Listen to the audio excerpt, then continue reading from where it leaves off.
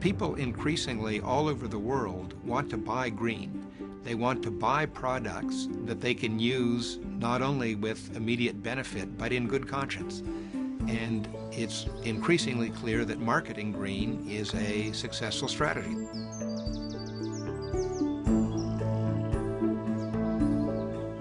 GE's whole business plan has been revised in the direction of meeting this challenge and treating it as an opportunity for GE. Now, these folks didn't get as successful as they are by accident. They have thought this problem through, they've understood the business opportunity, and they are seizing it.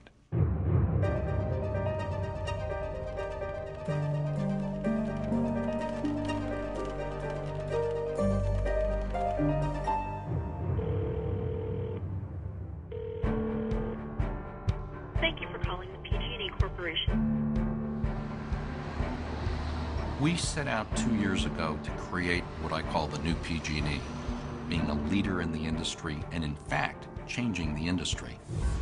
Utilities contribute about a third of the CO2 that is generated into the atmosphere every year. So the way we look at it is it's our responsibility and obligation to think about this issue and provide a leadership role on it. We've got $12 trillion invested worldwide in the current energy supply system. If we want the energy system in 2050 to look very different than the energy system we have today, we have to start now. We've been working very hard for a number of years trying to produce cleaner power, and so we've already made good progress.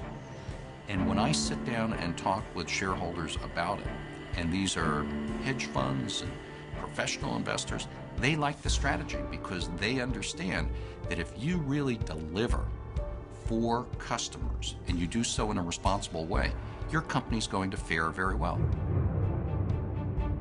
Where the rubber meets the road is when you have to make hard choices and make investment decisions and put dollars out in order to improve the environmental footprint of your company.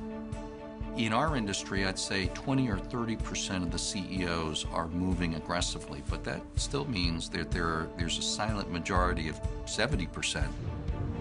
Without a penalty for carbon dioxide emissions, we will not do enough to address the full magnitude of this problem.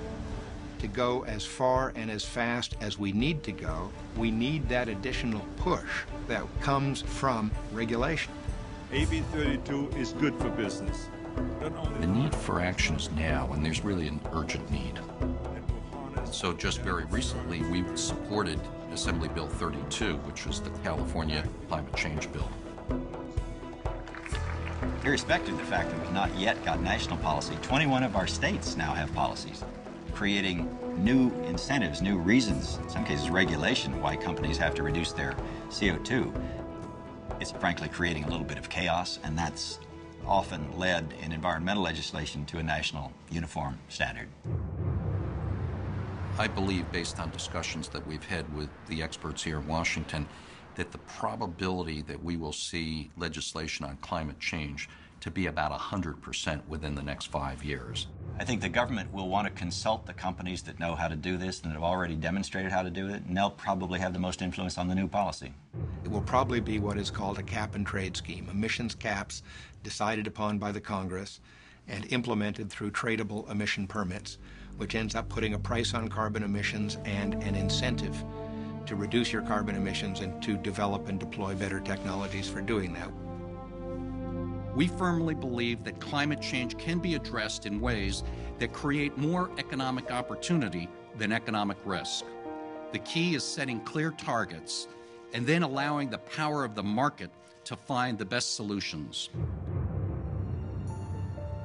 When I talk to CEOs or board members who have gotten religion, so to speak, on the climate issue, begun to want to see their companies address it, invariably their own kids were part of their education. Our generation has had so many tremendous benefits. It's important that we not leave a bill, so to speak, to be paid by our children.